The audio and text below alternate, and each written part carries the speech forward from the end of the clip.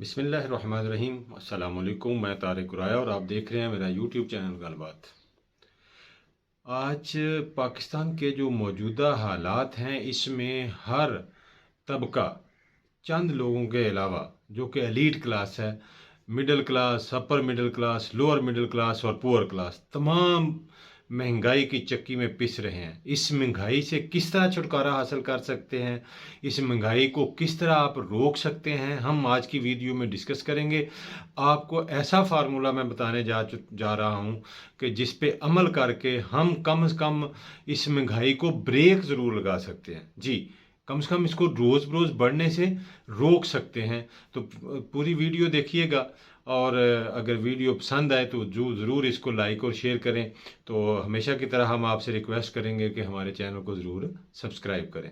जी, तो महंगाई रोकने का ज़रिया क्या है? आप है। महंगाई को कौन रोक सकता है? पब्लिक। महंगाई को कौन रोक सकता है? जो जिन लोगों के ऊपर महंगाई का बोझ लादा जा रहा है, जब तक वो एक्टिव नहीं ना होंगे, जब तक वो रिएक्टिव नहीं होंगे, जब तक वो एहतजाज नहीं करेंगे, जब तक वो ये बताएंगे नहीं कि हमारे ऊपर जो बोझ लादा जा रहा है, हमारे नातवा कंधे इस बोझ को मजीद उठा नहीं सकते, तब तक बोझ लादने वाले लादे जाएंगे, तब तक आप नीचे पिसते जाएंगे। तो इसलिए आपको रिएक्टिव होना होगा। देखें, कोई जानवर भी हो ना, जानवर भी, वो भी, उस पे भी मालिक उस वक्त तक बोझ लाता जाता है जब तक वो बैठ नहीं जाता, जब वो रिएक्टिव नहीं होता, या वो आगे से कोई अपना रिएक्शन शो नहीं करता। तो बिल्कुल इसी तरह आपके साथ जानवरों जैसा सलूक किया जा रहा है, हमारे सबके साथ जानवरों जैसा सलूक किया जा रहा है। क्योंकि जो इस वक्त एलीट क्लास, जो लोग इस वक्त हुक्मरान हैं, ना उनका कोई अवाम से सरोकार है, ना उनका कोई मुल्क या रियासत से सरोकार है। उनका तो सिर्फ एक ही मतमा नज़र है कि हम अपने साबका जो लूटमार है उसको महफूज बना सकें, और मज़ीद कितना लूट सकते हैं वो लूट ले। क्योंकि उनके स्टेक्स जो हैं वो पाकिस्तान के साथ नहीं हैं। उनके तमाम जायदादें बाहर हैं, उनकी औलादें बाहर हैं, उनकी ईदें बाहर हैं, उनकी शबरातें बाहर हैं। उनकी खुशी गमी जो है वो पाकिस्तान से वाबस्ता नहीं है। उनके अपने ममालिक जहाँ उन्होंने जजीरे ख़रीद रखे हैं, जहाँ उन्होंने महंगे तरीन इलाकों में महल बना रखे हैं, जहाँ उन्होंने महंगे तरीन इलाकों में अपने फ्लैट ले रखे हैं, उनकी वाबस्तगी, उनकी हमदर्दी, उनकी जो मोहब्बत है उससे है, आपसे नहीं है। इसलिए आप अपने बच्चों की खातिर, तमाम बच्चों की खातिर, तमाम जो आपकी सियासी वाबस्तगी है, तमाम जो आपके नज़रियात हैं, उनको पसे पुश्त डालकर उनको पीछे रखें और अपने बच्चों की खातिर एहतजाज के लिए निकलें। मैं बिल्कुल नहीं कहूँगा कि आप इमरान खान की काल पे ही निकलें।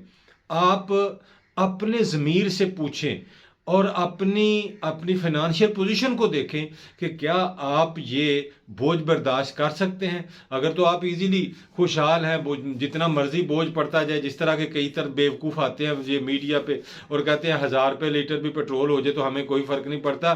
भाई, आपको ज़बानी कलामी तो फ़र्क नहीं पड़ता, लेकिन आप वो बात करने के बाद रोते ज़रूर हैं कि मरे गए, हमारा तो कुछ नहीं रहा, हम बच्चों को किस तरह पाले, बच्चों की फ़ीसें दें, स्कूलों से बच्चों को हटा रहे हैं, बच्चों की फ़ीसें नहीं पहुंच रही। इसके अलावा आप ट्रैवलिंग में बहुत सारे प्रॉब्लम हो रहे हैं, बहुत सारा मुश्किल है। इवन कि आपके पास ऐसा वक्त आना है आप रोटी के लिए मजबूर हो जाएंगे, खाने को कुछ नहीं होगा, पहनने को कुछ नहीं होगा। तो इसके लिए ज़रूरी है कि आप एहतजाज करें। आपको याद होगा कि बिलावल जरदारी ने मार्च किया था, तो उस मार्च का प्रेशर उस वक्त की गवर्नमेंट ने लिया था और उसकी वजह से कीमतें रिड्यूस हुई थी। तो ये अवाम का जो प्रेशर होता है, इसका असर जो है वो हुक्मरानों पे लाजमी होता है। अदरवाइज़ क्या होगा कि एक मशहूर बात है, आप सुनते रहे हैं कि एक बादशाह सलामत थे जिन्होंने टैक्स लगाया।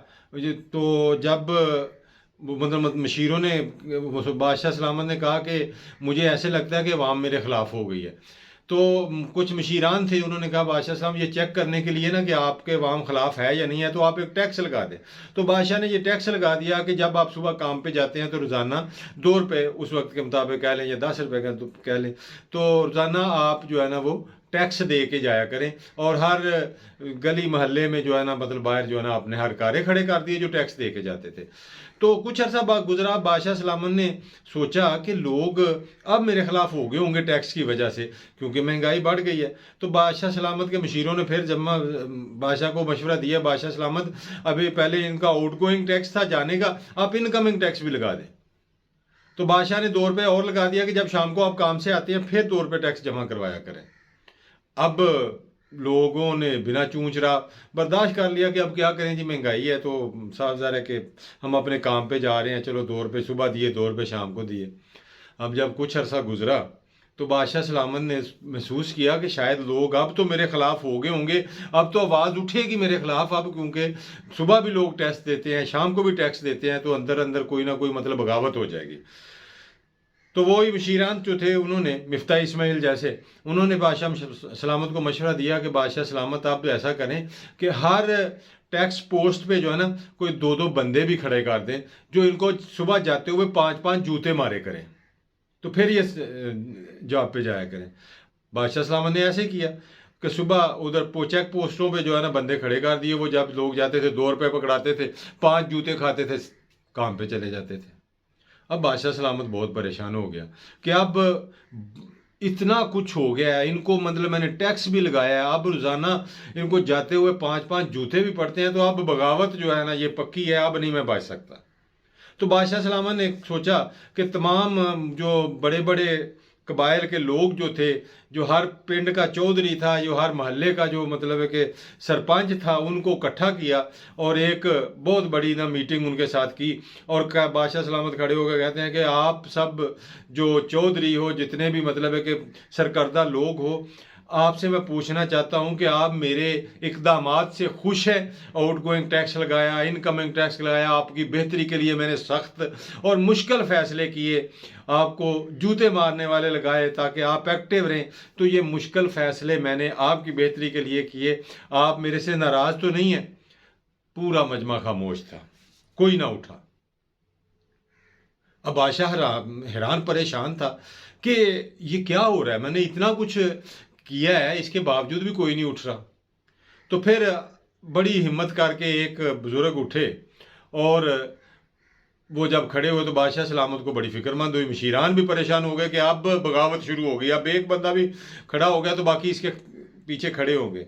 तो अब जो बुजुर्ग उठे वो उन्होंने, चौधरी साहब जो उठे, उन्होंने कहा बादशाह सलामत हम आपके हर कदम से खुश हैं, आपने हमारी बेहतरी के लिए सारे इकदाम उठाए हैं, लेकिन हम रोज़ाना ही काम से पे लेट पहुंचते हैं, लेट हो जाते हैं, तो क्योंकि वो सुबह सुबह जब हम निकलते हैं तो वहाँ बड़ी लंबी लाइनें लग जाती हैं, जूते खाते खाते देर हो जाती है, तो आप ऐसा करें कि चेक पोस्टों पे जूते मारने वाले जो है ना वो बढ़ा दें।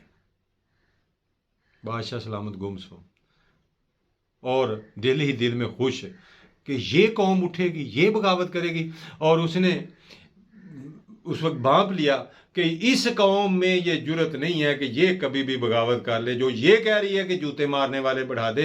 तो अब आप भी ये सोच लें कि आपने इस हुकूमत के खिलाफ खड़े होना है या रोज़ बरोज़ यही सोचना है कि जूते मारने वाले और बढ़ते जाएं और हम जूते खाते जाएं। अस्सलामु अलैकुम वरहमतुल्लाहि वबरकातुहू।